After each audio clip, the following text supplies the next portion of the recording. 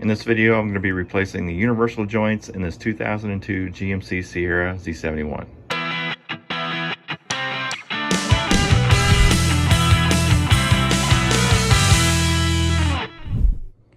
So I've got the front wheels chalked, both sides, got the rear end up off the ground and on jack stands. So what I'm going to do is put the truck in neutral so that I can access all the bolts on the saddle straps for the universal joints. Okay, what we've got here are 4 11mm bolts. If you can't reach a bolt, just put it in neutral and rotate the drive shaft.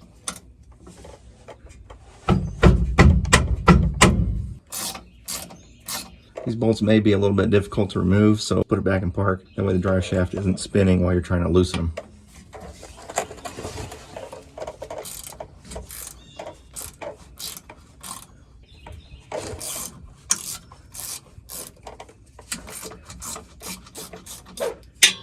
So that's what the brackets look like.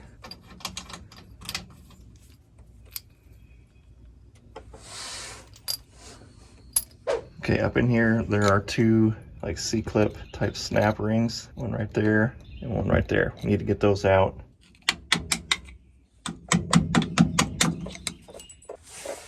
So that's what those look like. And one more on the top. Okay, I've got both clips out. Now we're gonna use my little pry bar here to remove the U-joint from the yoke.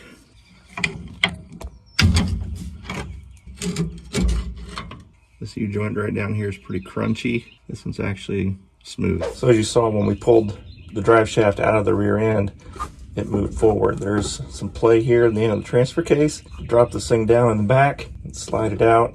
Wouldn't hurt to probably put a catch pan underneath here to catch any fluid that might leak out. All right, I'm going to be using my ball joint service kit that I got at Harbor Freight. If you don't have one of these, certainly you can go to Harbor Freight and get one, or you can go to your auto parts store and they can rent these tools out to you. You pay up front whatever price it is, and then when you return it undamaged, then they give you your money back. So you basically rent them for free. So we're going to remove this universal joint. In order to get it out, we're going to have to remove all 4 retaining clips on the end of each cap. They may or may not be kind of stuck in there.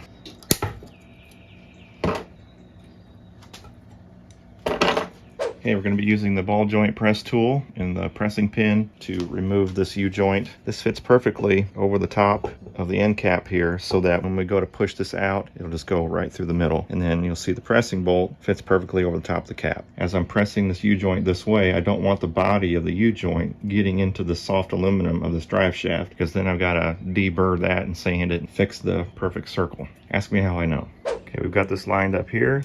Press bolt is directly over the top of the cap. I'm going to be using an impact wrench to run this. I've got it on the lowest setting. You certainly don't have to have power tools. In fact, you probably want to just use a ratchet or a breaker bar or something to press this out, so you'd have a little more control. Power tools could send this body into the end of the drive shaft like I mentioned before, but I'm going to run the risk.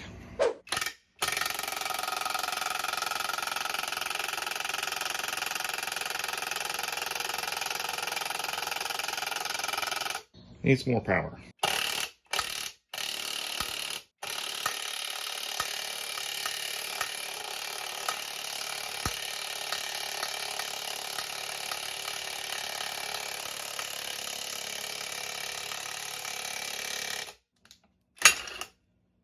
I stopped just shy of the body, hitting the underside of the drive shaft.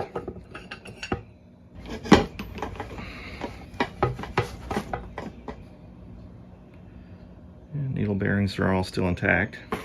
I'm going to push this other cap back into the other side, see if I can remove this.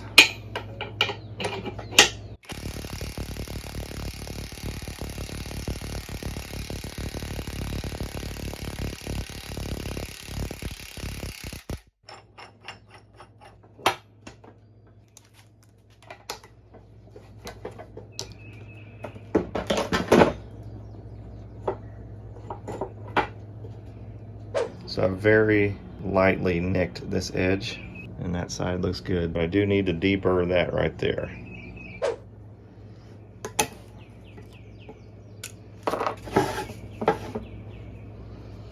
So this one's busted. Looks like we got into something. That's not good. That is not good.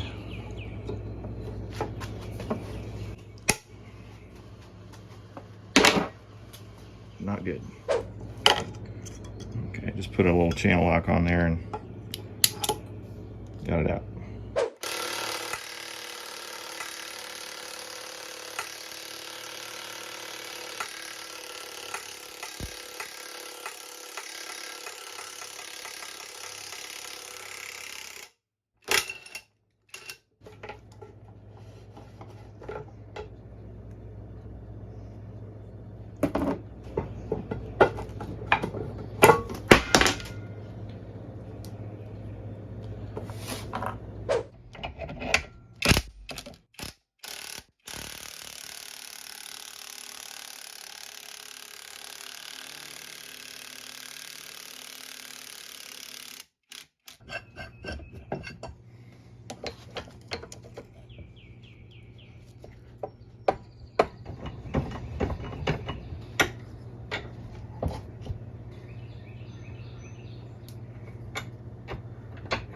So I've got the cap off of this end. I'm going to drive this U-joint back through the yoke that direction.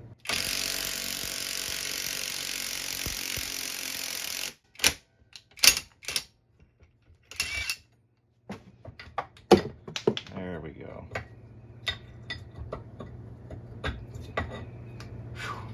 Man.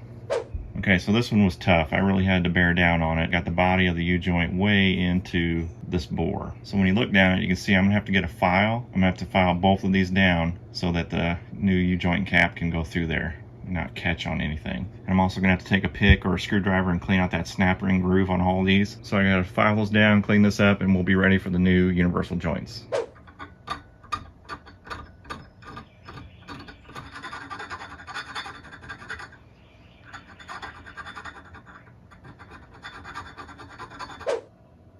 Okay, I just spent about 15 minutes filing that down. That looks pretty good.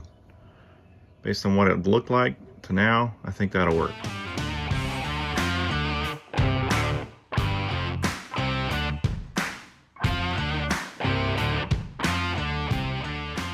So I used my file, I got all the burrs filed down. Now I'm going to take this scouring pad and smooth out the bore themselves. I'm going to do that for all of these. And then we should be ready to install the new U-joints.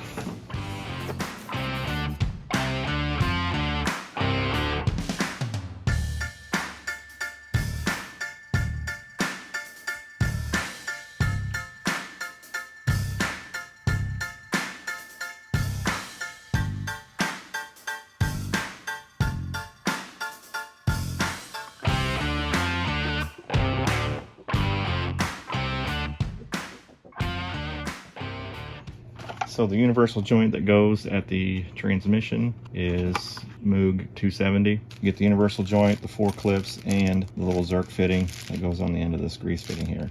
Put a needle fitting down in there and it'll spread grease to all 4 bearings.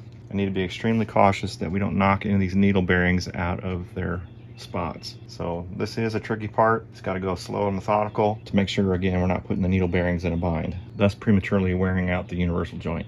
Taking a little bit of axle grease out of my grease gun, I'm going to go ahead and throw a little extra grease down in here. I'm going to do that for all 4 caps. Okay, so I put 1 cap right here on the end. I'm going to throw the universal joint down in there. Okay, again, being very careful not to knock any of those needle bearings loose. So I'm going to slowly press this one down first. I'm going to hold the universal joint up with my fingers to keep it pressed against the cap. All the while I'm pressing this down in there. I want to press this down just below the snap ring groove, and that's good. And then we'll flip it over and put the other cap on.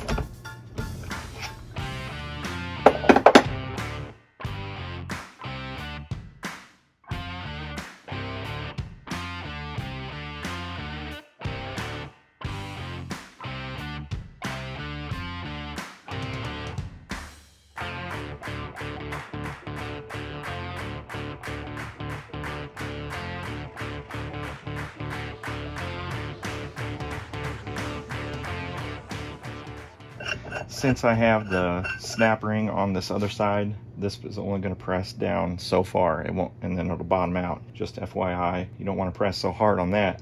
You bust out the snap ring on the other side. Just something to keep in mind. Now there is a different snap ring for this particular cap because of the Zerk fitting. And it's this one right here. You can tell that this one right here will not fit because it'll block the Zerk fitting.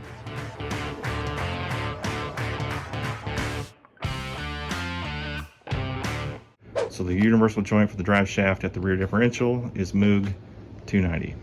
You get the assortment of clips plus the little C-clip snap rings that go on the inside at the rear differential. So we'll install this the same way we did with the other side. The ridge where the snap ring goes snaps into the yoke at the differential. These, without the ridges, go into the rear drive shaft because we've got the snap ring clips on the outside.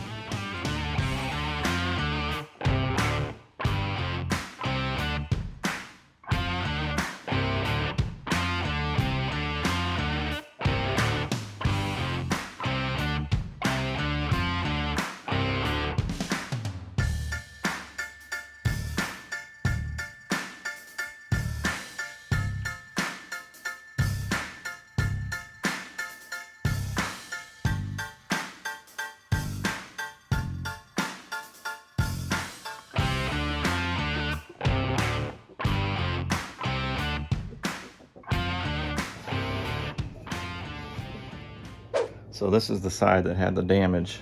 We'll see how well my filing did when I go to put this one in.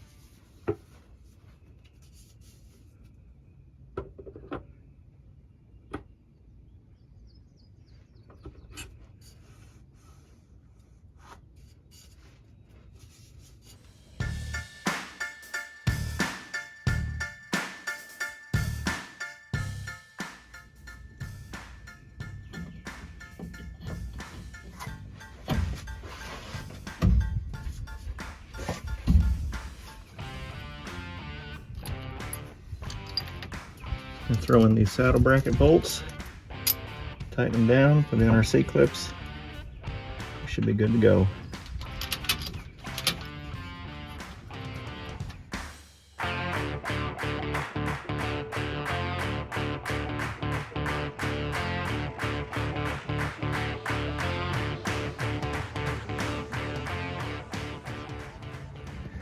Well, it took some finagling, but I finally got those clips in there.